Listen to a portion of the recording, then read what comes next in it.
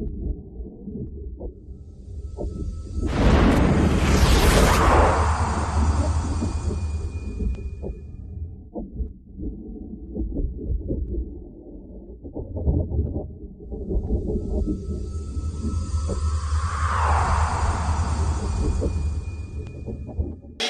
de nous consacrer un peu de temps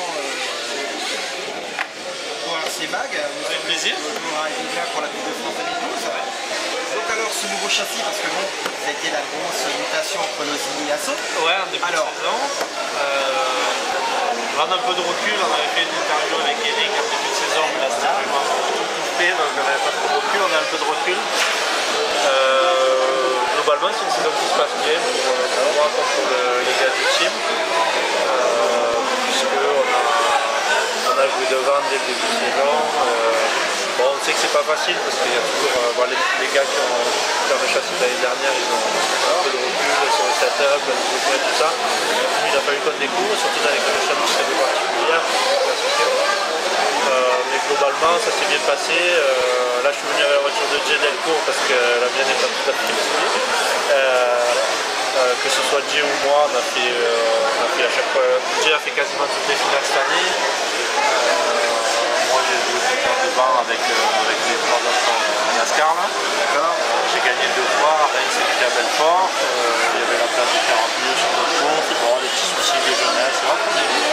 Mais globalement, on a bien travaillé, on est satisfait des résultats pour cette première saison. On a quelques pistes de travail là, pour la fin de saison du monde.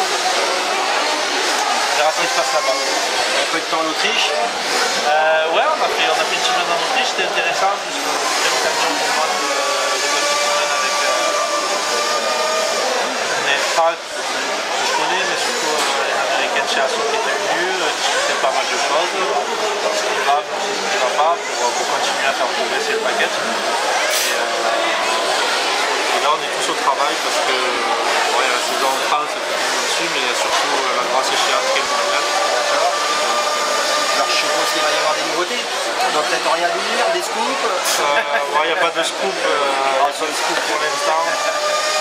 Non, on travaille sur des petits détails parce que tout le monde bosse aujourd'hui et on arrive là-bas à affûter, comme on dit. Peut-être nouveau châssis 2013, non, pas défini encore. Il n'y a rien de défini, là on est vraiment sur la période de test.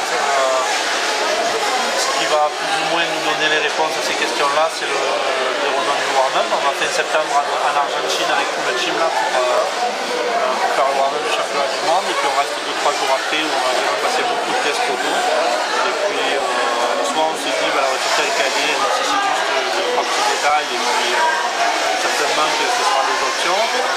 Soit le changement nécessaire est plus profond. Pas convaincu aujourd'hui, mais dans ce cas-là, peut-être qu'il y aura une version de c'est un peu tôt pour Bon, on va revenir quand même à cette Coupe de France. Ouais. Alors la piste la piste est compliquée pour tout le monde.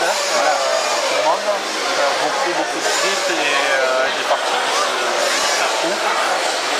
Mais c'est essentiellement le grip qui rend les choses très compliquées.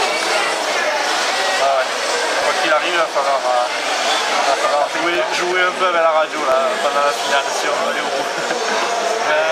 C'est un peu difficile. Alors c'est sympa, les Coupes de France, c'est toujours l'occasion de voir pas mal de jeunes qui arrivent là. Ceux du B, ceux qu'on voit jamais parce qu'ils font seulement les régionales, mais ils ont quand même le potentiel. Donc c'est sympa. Et c'est du nouveau là. D'accord. Un petit setup quand même de la voiture pour les gens qui, éventuellement de la région qui viendraient rouler ici.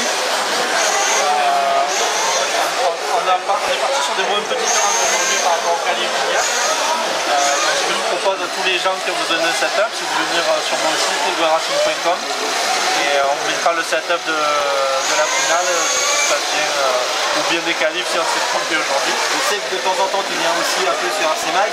Ouais, j'essaie de venir, moi comme les autres gars du team, que ce soit Golgoth, Jay Delcourt ou autre, on essaie de répondre aux questions que les gens se posent.